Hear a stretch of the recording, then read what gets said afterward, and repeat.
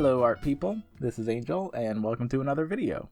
For anyone new, welcome to the channel. This is A4 Art Stuff, and anyone who's been here before, it's been like a million years since I posted a video. So let's just get right into this. I've been asked a couple of times, I'm not going to say it's been a lot, about my overlays when I stream. I stream over on Twitch, sort of regularly. I'm just trying to get onto a better schedule right now, actually. But I get asked all the time about my overlays because I always make them a little bit dynamic, interactive, I guess, where while I'm working on art, the color of the overlay in some form will change based on what color I'm using. So if I make a new layer here, and I can, make a few chicken scratches here. So it's definitely, as you can see, changing the color of the overlay, and it's based on what it is I'm actually using, what color I'm using. And it's not that big of a trick. There's nothing too crazy going on here. It's just a lot of work. There's a lot of fine-tuning and rigmaroling to get it to work just right, depending on what it is you're trying to do and how fancy you want to be with it. This is the fanciest I've gotten with these bloom effects. You see, it's let me see if I can let's take this, bring it down a few layers if you want to move. Okay, right here, and then I can just make it black here and just fill this all in. So you can see the bloom here. Well, you can't see it now. You can see it. Oh no, you can. You can see it on my my thing. Oh, that's right. I don't know what I'm looking at. I'm getting tricked by the art on the in CSP and the and the actual overlay. But you can see when I am on a lighter color or more saturated color, it blooms, and as that saturation or brightness goes away, the bloom starts to disappear as well. So this is the fanciest I've ever gotten with this sort of thing. But let's just get into it. So the first thing you want to do is you want an idea, obviously. You want to know what it is you're trying to do with the color changing. For me, I usually do something that would make sense. If I can find... Oh, I don't have to find it. It's just literally right here. Nope, not that one. Okay, so I don't have... I have to open up a file from my hard drive. Hang on. So here we have another overlay that I used to have before I had to do some resetting on my computer and I lost everything. And here the Gizmo in Aika's arms here would change color. If I can find that layer, here it is. So the Gizmo would change color, and here let's grab another one. And here again with Aika's Gizmo, and she also had a little color picker here that would change color. If I can find that layer, is this it? This can't be it. I guess this is the layer. Yeah, I guess that's a layer. So that's the layer, and it would just change color based on what color I was using, of course. So when I did any of these, you can see that I have just a layer. The whole thing is transparent, what I want to change color, and I have a separate layer that's like a really bright saturated color that's not being used anywhere else in the artwork, and that's so that I can key it out in the in OBS. So let's go over there and take a look. Okay, so here we are in OBS. It's a little incepty here. So you can see here I have this color picker thing, and what it is it's a screen capture. So it's capturing the screen twice. So I have the Cintiq one, which is literally just capturing my Cintiq screen. And then I have another one that's also capturing the Cintiq, but it's cropped like way down. And what it's actually capturing is, oh, you can't see it because the overlay is in the way. Cancel, turn off the overlay. Okay, so what it's capturing is this right here. It's the actual color picker, right? It's the only thing that is stable on the screen but changes color and doesn't move. Like you could say this would be it, but if I choose a different brush, it'll change shape, and if I choose a different tool, it's gone. But this will always be here, and it will always be the color that I'm using. So this second screen capture is just that little spot, and it took a lot of finagling to get everything cropped just right in order just to be showing that. And right now it's showing this, well, that pen shape, right? Because up here with the fancy color stuff folder, I can just open that. There we go. So first thing, let's get out of here. So if we get into filters, image mask blend. So normally this is what it would look like, right? And that's literally, if I can get my mouse right over there. Here we go. Yeah, see, it's upside down. I don't know why it's upside down, but this is it. This is that little tiny spot on my screen cropped up to get that color picker. So the first thing you'll want to do is, of course, make that screen capture, and then you'll want to crop it so that it's only showing that little tiny spot on the screen. Once you've done that, you can go in here to filters, and then you can mask it out and blend it. And what I'm using is the image. Oh, well, I guess hang on. I gotta show you here. Not you. Here. Right? So after I have finished my overlay, I hide everything. Well, first I hide, oh gosh, these layers. Okay, so you have this transparent image that's gonna go on top of everything, and then I hide everything else. Not the folder it's in, just everything else that it's, oh gosh, everything else. There we go. And we just keep the green part. So this is the green part. This is the part that I'm going to save out as its own image, and then that is what ends up going into the filters here, and we apply a mask, and the path that we're using is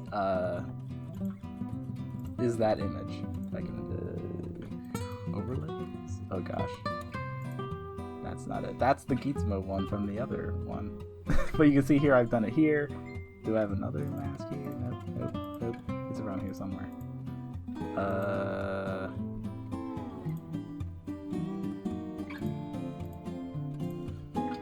There, glow pen.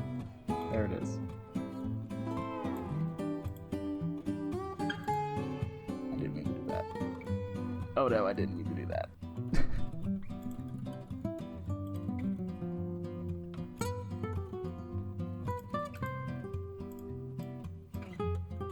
Actually, I guess that works. Okay, so so we're gonna, I screwed it up, so we're just gonna put it all back the way it was. Glow pen, and there you go. Okay, that was easy. So now it's there. The bloom was the same thing again. I hide everything except for my little bloom layer here. I save that out as an image, PNG, and then we go in here. It's the same thing. It's another. What this is it's another screen capture of the Cintiq. So there's three completely different ones. This one I named Bloom. Then we put the filter on it. We have the mask, which is what I just saved out. And now I put a Luma key on top of that. And what this does is, based on the brightness of the pixels, it will either alpha channel it out or not, basically. So the lighter the pixels are, it'll show. And then you have this smoothing on it, and that will just say, instead of it just being like a cutoff, it'll blend the light, or the maximum brightness and the minimum brightness, so it doesn't just turn off, right? And that's it. Once you have everything in place where it needs to be, and you have your overlay back on top, it all just kind of blends together. So what do you say we do a quick example? Okay, so I'm gonna do a quick example, recording art. Cool. So this is the screen that I use when I'm actually just recording and not streaming. So let's go ahead and make something real quick. So we'll make a new thing. Actually, I can just do it this way. Hide. Put a new folder up. And we'll just do... Let's just do this. Oh. Yeah. There we go. Cool. So we got ourselves a nice little nice little smiley face guy. He's gonna be our overlay. It's a little weird. We'll put another layer underneath it, and I will I'll just fill it with a green, and there we go. So his head's gonna change color. So let's go ahead and hide it. We're gonna save this as a PNG, and I'm gonna save it in a new folder. Call it test C, sure, and I'll name this test C overlay. Typing with one hand. Okay, and now we're going to only do the green spot PNG again, because we need the overlay, or the transparency, and I'll call it Tessie mask. Boom. Okay, so that's everything that we need for a basic overlay. So let's bring this over, and we have there's nothing here. So we're gonna add another source, and I'm gonna do this legitimately, because I could just grab one of these. These are all like the same thing. But we'll make another one. We'll call this, we'll call it Tessie Color Picker. Oh gosh, what did Picky. Color Picky, cool. And there it is, right? Oh, no, that's not it. That's it, there it is. So there it is. We've got our screen right. We want to crop it manually, and then comes the hard part. We need to crop it. I remember this was 5.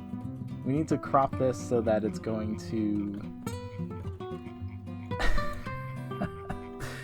This is the part that takes a while, because you don't know exactly what the numbers are. So I'm going to just kind of look at the other one that I've got, and I'll be back with you. Okay, so we have 540.5 on the bottom. So we'll go in here, crop it, 545. What, did I say 545? I already don't remember. Oh, I don't remember. But you can see here. Oh gosh. So what's it gonna look like? Oh, I don't know. We won't be able to know because CSP is... Okay, we're just gonna have to hope that it's right. Well, I should know it's right because I've done this already. 540, not 545, and then 1581.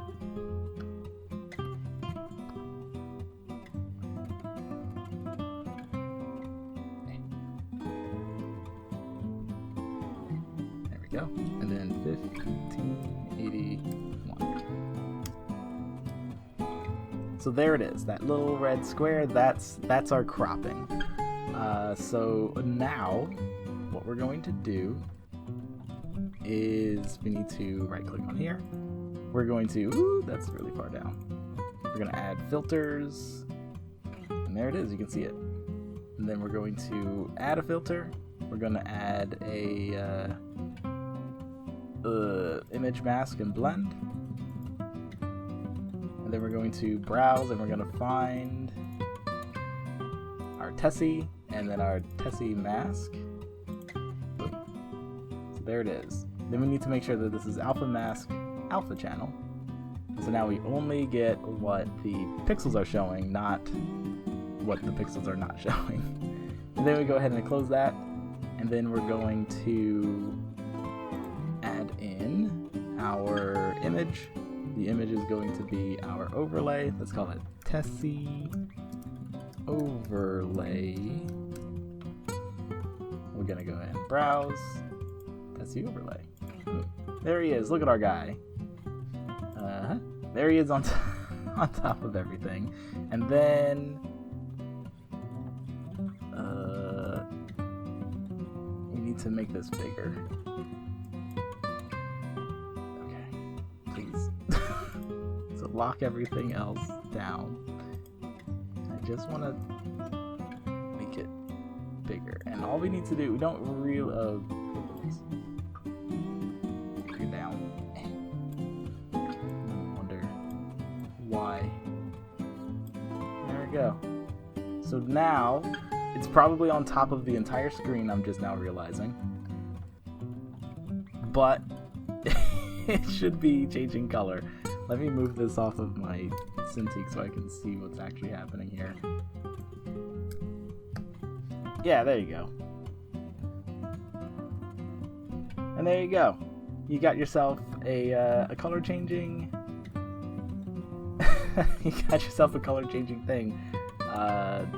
Easy peasy lemon squeezy. Just a lot of rigmarole and nudging things around. Do I have? Let's see if we can find one that I did before doing art. And so with a little bit of ingenuity and some forethought, you can do all kinds of weird stuff like this. This is the one that I had before where I had a live sign that could change color, and then the live sign would shine its light on what was behind it, which worked out pretty well. I think I was able to get it to fit pretty nicely. You know, it doesn't really turn off though, as you can see. The back then it would just be black. It would just be black on the thing, which was really what I needed anyway, I guess, because if the live was off, it wouldn't be see-through. It would just turn black or something. But yeah, so if this is something that you're looking for, or if you've learned anything or decided that you might play around with OBS stuff even more to see what else you can do, then go ahead and leave a like down there, I guess. We here at A4 believe that you should always work to make your user experience something that's interesting and different. I think that's really how you're going to make an impact with your brand.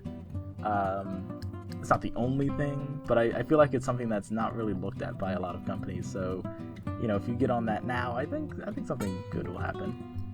But yeah, that's it. This wasn't originally going to be the first video back on the channel, but it was the fastest one I could make. I'm currently working on a few new time lapses, so keep an eye out on those. I just need to find some new music, hopefully some new music, something nice to give us a new rebrand. But yeah, that's it. I hope that you enjoyed. I hope you learned something, and yeah, create something new. Stay tuned for time lapses and talky videos about art thingies and some gamey thingies over on the gaming channel. And that's it. I guess I should do the whole spiel here, but we're gonna be working on the Patreon stuff as well on stream.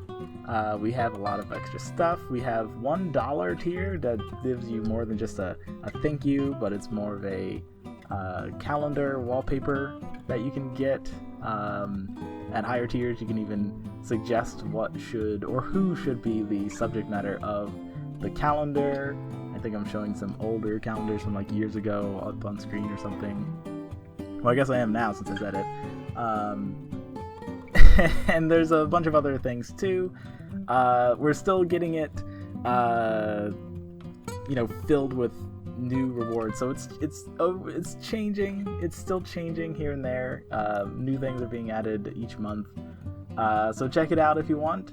Otherwise, just give us a like and subscribe to the channel. I promise I'm going to be uploading more videos. And hang out over at the stream. I stream sometimes.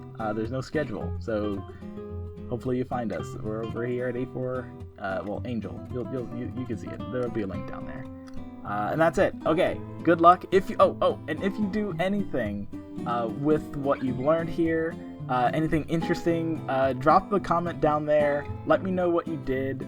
If it's something for your streams, link me to your stream. So I can see it. I would love to see what kind of weird, cool things you might be doing, if anything. And that's it. I guess that's it. Okay, keep creating stuff.